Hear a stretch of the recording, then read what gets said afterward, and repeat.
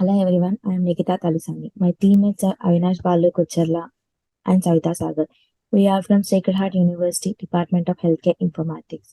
For our midterm project on clinical and business intelligence, we did a survey on living with chronic conditions. So now my teammate Avinash is going to continue the video.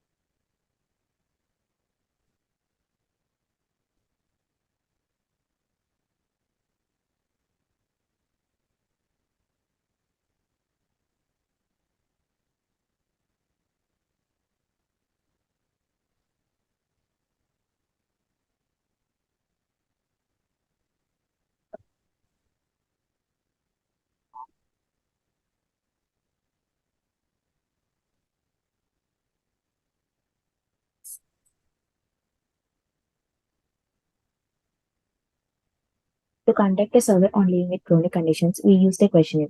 This questionnaire contained many questions like age, gender, their habits of smoking and alcoholism, how many medications they are on, how many physicians they are seeing, impact of a chronic illness on their working and family relationships.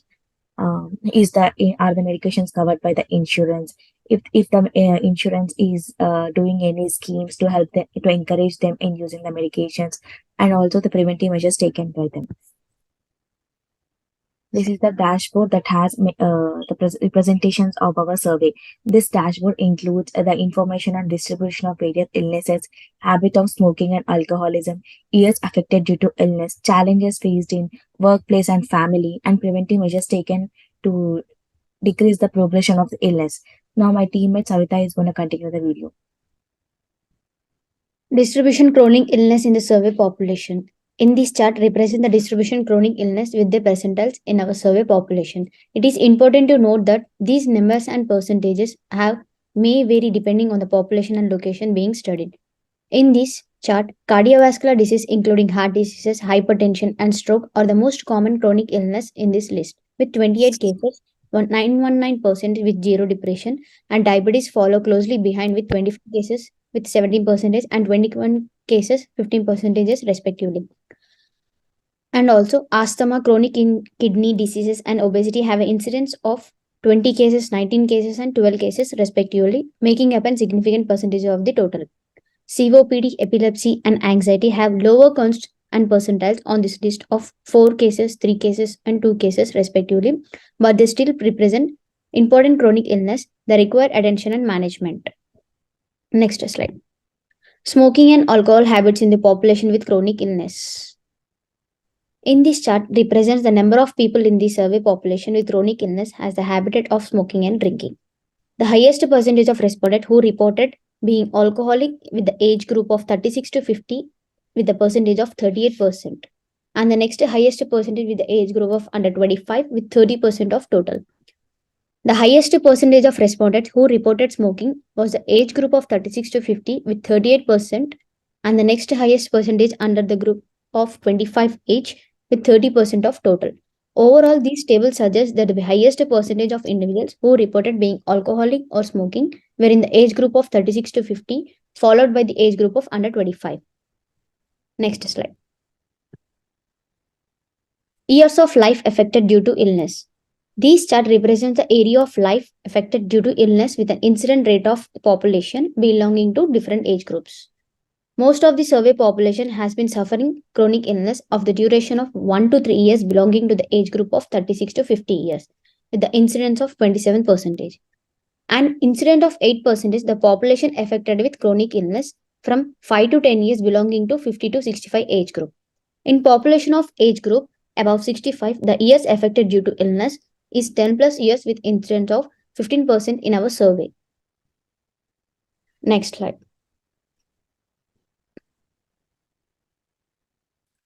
Challenges faced by the population with chronic illness at workplace. These chart represent the distribution of population faced by challenges in the workplace because of the illness based on the age group. Most of the survey population are facing challenges in their work areas with not having enough sick leave, unsympathetic co-workers, having to hide the illness, being at risk of infection due to work environment being the major problems. People belonging to the age group of 36 to 50 are facing major challenges at the workplace with the incident of 36% because of the illness. 23% of survey population responded with facing number of issues in their workplace.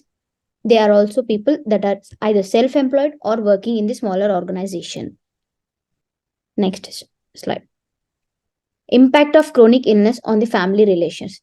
There are three categories: no impact, significant impact, and some impact.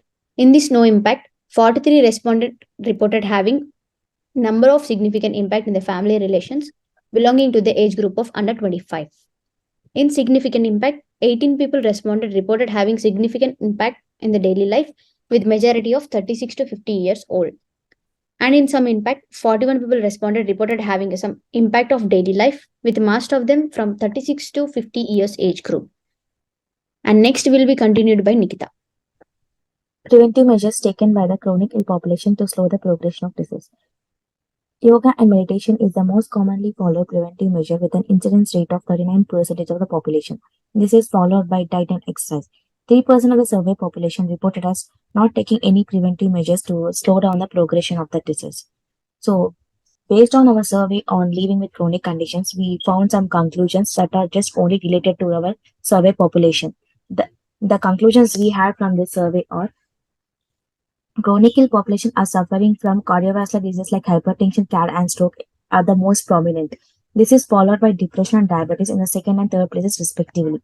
The habit of either smoking or alcoholism or both is observed in the majority of the chronically ill population. This can lead to an assumption of smoking and alcoholism being one of the causes of the illness. Majority of the chronic ill population are facing with one or more issues in their workplaces and family relationships. So with this, we can have a conclusion that chronic illness is not only affecting their workplace, family relationships, which directly or indirectly impacts the psychological well-being also. Our survey population, on average, most of them are using 4 to 6 medications that are prescribed by 1 to 3 physicians, including one specialist and the primary physician. The survey population, most of the medications costs needed for the treatment are covered by the insurance companies.